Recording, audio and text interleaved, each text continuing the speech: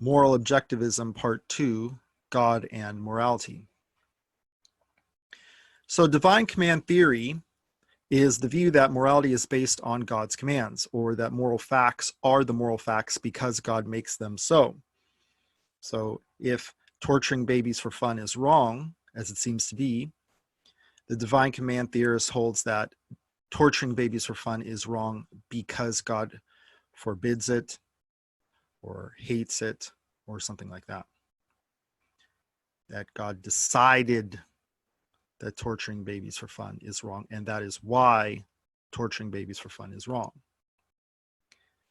Now I'm going to argue against divine command theory, and I want you to see that the falsity of divine command theory, supposing that I'm right, has nothing to do with believing in God's existence or not.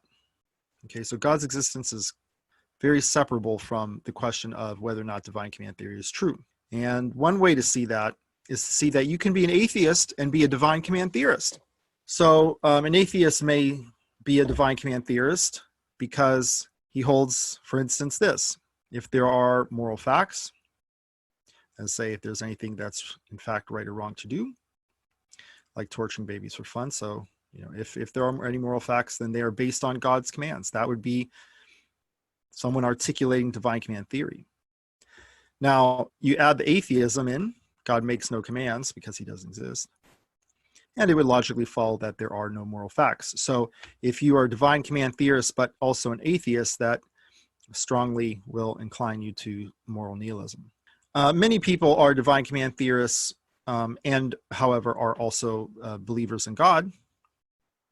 So in their hands, a belief in divine command theory, again, same sentence. If there are moral facts, then they are based on God's commands. And then an affirmation of there being moral facts, like, hey, it's wrong to torture babies for fun.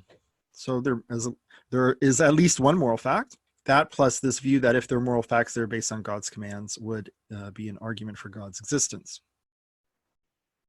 And so, for instance, Jean-Paul Sartre, who was an atheist, seems also to have been some sort of divine command theorist, or at least in some sense or another believe that God was necessary for there being moral facts. So this passage from his famous Existentialism is a Humanism is kind of hard to pin down. He's not an easy philosopher to understand. This is not the sort of writing I would want in one of my classes. But nonetheless, he writes, Dostoevsky once wrote, "If God did not exist, everything would be permitted." And that for existentialism, Sartre was a preeminent existentialist, is the starting point. Everything is indeed permitted if God does not exist. And man is in consequence forlorn, for he cannot find anything to depend upon either within or without himself. He discovers forthwith that he is without excuse, whatever that means. Now, even saying that everything is indeed permitted if God doesn't exist is compatible with everything is permitted even if God does exist. Nonetheless, by implicature, I take him to say that if God doesn't exist, then everything is permitted. So I'm taking this to be an articulation of this. Here is an evangelist named Ravi Zacharias, recently deceased, who in one of his sermons talked about how he was challenged by an atheist. His belief in God was challenged by an atheist who wanted to know, well, how could God exist in a world where there is evil? Now, this is an old argument against God's existence, going back to the ancient Greek philosophers. Hey, if God exists, he's all good. So he would hate the fact that there's evil in the world, that there's suffering in the world. And if God is all-knowing, he knows that there's suffering in the world. And if God is all-powerful, then he has the power to stop that suffering. But yet there is the suffering, even though he knows about it, hates it, and would be able to stop it if he existed. So therefore, he doesn't exist. And so Zacharias responded, when you say there's too much evil in this world, you assume there is good. That seems fair enough. When you assume there is good, you assume there's such a thing as a moral law on the basis of which to differentiate between good and evil. There's a little bit of wonkiness there from my perspective to think about morality in terms of laws. I suggested that it's better to think about it in terms of principles that describe moral reality than laws because of the next move Zacharias is going to make, which we maybe don't need to make.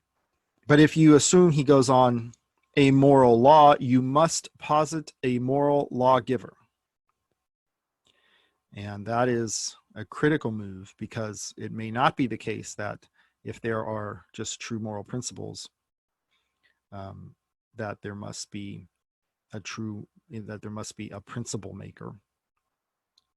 But laws do often suggest law givers, especially if we're thinking about laws in the legal sense as opposed to physical laws of nature sense. But that's who you're trying to disprove and not prove. Because there is no moral lawgiver, in other words, because there's no God, there's no moral law. If there's no moral law, there's no good. So he just reasons backwards, right? If there's no good, there's no evil. What is your question, right? So he considered this a big zinger, and this is him. The second half of his response is basically this. So note that my definition of divine command theory does not include the idea that God actually tells us anything either. So not only does divine command theory as such not commit us to God's existence, because you could be an atheist and divine command theorist. Divine command theory, at least as I stated it, doesn't say that God tells us to do anything. Just look at it. So, torturing babies for fun is based on God's commands. Well, that all that says is that if it's wrong to torture babies for fun, it's because God forbid it. Nothing in there says that God actually told us not to torture babies for fun. Now, this leads us to some interesting questions about moral epistemology and God, how we could know, and, is God helpful in helping us figure out what's right and wrong? So I ask you, what reason do we have to think that even a good God would tell us the truth about morality? That's a weird question. Not enough people ask this question. They just assume that if God is good, and if God talks to us about what's right and wrong, he would tell us the truth. That's not obvious to me at all. For instance, God could be playing some sort of game with us. Even good people pull the wool over the eyes of others on occasion, and that's morally okay. I tease my kids. I tell my kids false things. Does that make me bad? I don't think so. There are good reasons to tease. Sometimes when my kids, when I was young, I would play this joke on them where I would act like their butt crack was a deformity, that normal people just don't have butt cracks. And they kind of know it's nonsense, but I, get them going a little bit, and it's good fun for all. And teasing like this, telling falsehoods is a great way to teach critical thinking. Okay.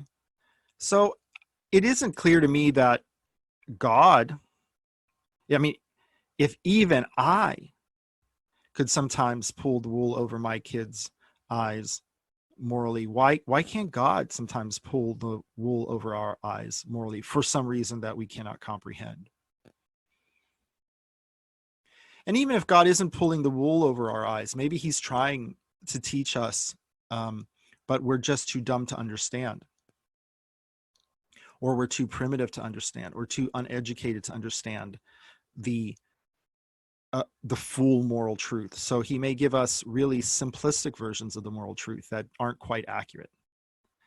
So for instance, a good parent might be asked by her kid, "Mommy, where do babies come from?" And the wise mother, I think, won't try to explain the biology, won't talk about, uterus is and all that to a little kid, real little kid. The mommy will just say something like, well, when mommy and daddy, do a little dance or love each other or whatever, a baby starts growing inside the mommy's belly. Okay. Now, is that true? Well, it's not very accurate. Okay. But it's telling the kid enough of the truth that it could be helpful. All right. For where the kid is at. So this doesn't mean, that the mother's evil or a liar. And I think she's doing the right thing given her audience. And so it may be that God, given God's audience, often has to do much the same. Okay, so belief in God doesn't mean that we have any moral knowledge. Even if God exists, we don't necessarily have moral knowledge. Even if God exists and divine command theory is true, that doesn't help us, have any confidence that we know the moral truth. And even if God exists and divine command theory is true and God reveals things to us, we still perhaps shouldn't be very confident in our moral knowledge. So if the motivation for theism, divine command theory, or divine revelation is all motivated by the idea that, well, I really want to know that I know that, what's right and wrong. I just don't see the comfort in it. So, I mean, another consideration is, how do you even know that it's God revealing something to you? So not only should you wonder about whether or not it was, whether God really revealed any truth to anything to Moses on the top of Mount Sinai when he gave the 10 Commandments, which is something, you should wonder.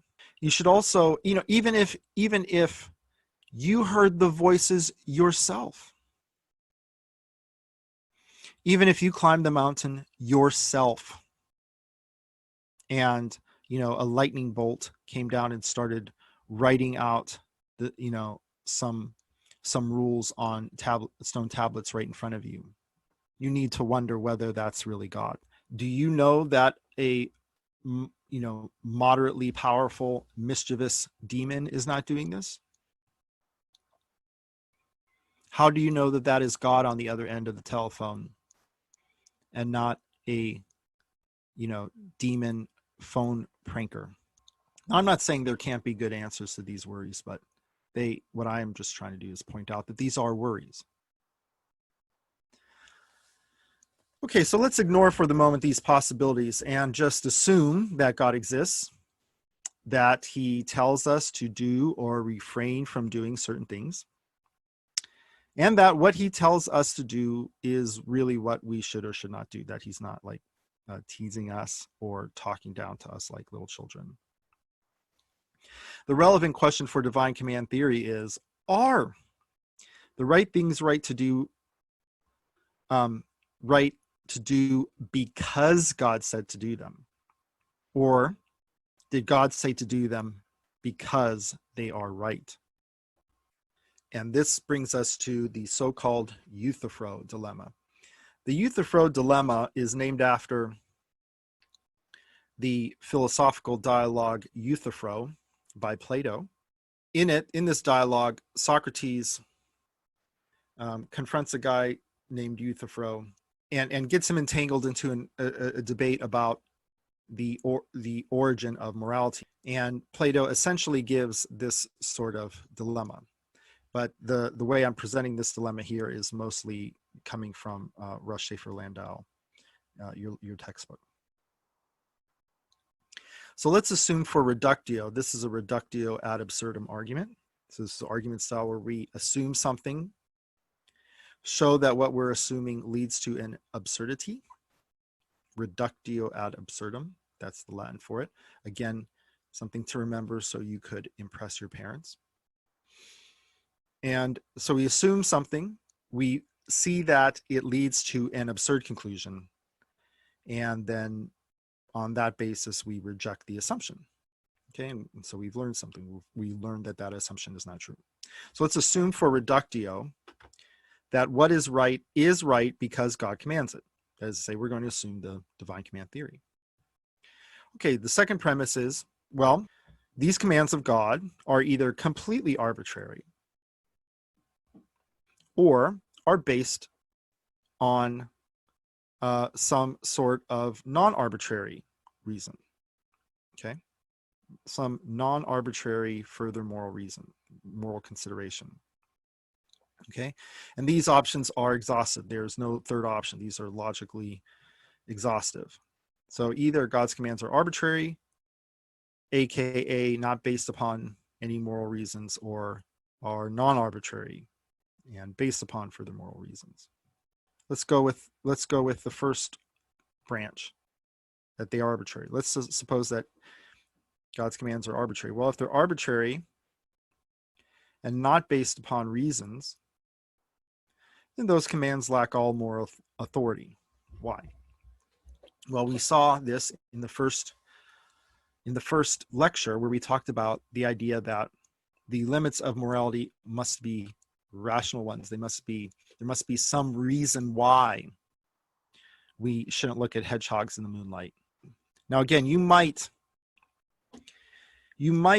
obey that command if the person's going to bonk you over the head if you look at hedgehogs over the moonlight. And indeed, if a supernatural being exists and that being commands you not to do things, that may present you with a prudential reason. A prudential reason. That means a reason concerning your, self-interest or well-being. That gives you a prudential reason to obey that very powerful supernatural being, that he'll bonk you over the head or put you in hell if you look at hedgehogs in the moonlight. But the mere fact that he's going to bonk you over the head does not present you with a moral reason not to look at hedgehogs in the moonlight. Much like if a robber in a dark alley points his gun at you and says, give me your wallet. He has given you a prudential reason to give him your wallet. So you do have reasons to give him your wallet. But he hasn't given you like a moral reason to give him your wallet. So there's no moral authority if there is no reason, if it's completely arbitrary. Okay?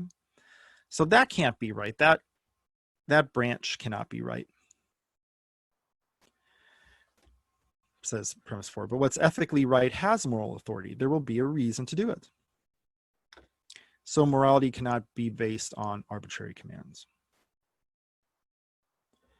That leaves us with the second option. So if morality is based upon God's commands cannot be arbitrary and must be based on reasons, but these reasons would be authoritative on their own. So for instance, it seems that torturing babies for fun is wrong, and that doesn't seem arbitrary. It seems like we can articulate reasons that move us, that seem intuitive, for why torturing babies for fun is wrong. For instance, it seems that it's wrong to inflict extraordinary suffering on innocent beings. Sometimes it's okay to make somebody suffer, like if they're not innocent, if they've done something wrong. And even then, we don't do it for fun, right? But so, the fact that it's you're inflicting extraordinary suffering on something, even though it's innocent, and not even like to save the world, but just for fun, that doesn't seem to justify it. Okay, so there are those reasons why torturing babies for fun is wrong. And I ask, what does God's forbidding torturing babies for fun add to that? What further reason do you need not to torture babies for fun than the fact that the babies are innocent, the fact that fun doesn't justify torture, right? What else do you need? Were you not convinced until God forbids it? If God is silent on the matter, do you think it's okay? So whatever reasons there are, whatever those further moral reasons are for God's forbidding it, seem to be authoritative, quite independently of the commands of God forbidding them. Now, sometimes it is useful. Sometimes it is useful for somebody to forbid something that's wrong. It is useful to, like children, to tell them, don't push Sally. You say your kid pushes Sally off the swings at the park, and you say, don't push Sally down. You may try to explain why it's wrong to push Sally down, but you also add, I don't want you listen to me. I don't want you pushing Sally off the swings. Now, that is something that probably you should do as a parent, because your kids are so selfish that they have a hard time appreciating the reason why they shouldn't push kids off or be little bullies at the park.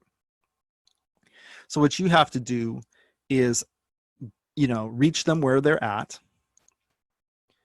Very, at the first stages of Kohlberg's moral development, as it were, the psychologist Kohlberg, who said that people at the lowest level of moral development only respond to punishment and reward. So if that's where your kid is at, then yeah, to get them from hurting other kids, threaten to punish them. But your threat to punish is all about forming getting your child to act the right way. It isn't adding to the moral wrongness of pushing Sally off the swing. Hey, you know what? Maybe God exists, and maybe God has spoken to people in the past, and even maybe today. Sure. And maybe he's doing that because they're sort of psychopathic or so morally backward that they need to be threatened with punishment so that they don't do bad things to each other or themselves. Okay. But that is completely compatible with the idea that it would be wrong for them to do it, even if God didn't tell them not to. Those commands are sufficient to, independent of God's commands, to make those acts wrong. Okay, here's a second argument against divine command theory that I will call the argument from God's goodness. Now, the idea behind this argument goes as so. If God exists, he's good. That's true by definition of God. Just like saying that something has four sides if it's square is true by the definition of square. But it makes no sense to say God is good if the only reason for your saying this is because God said he was good.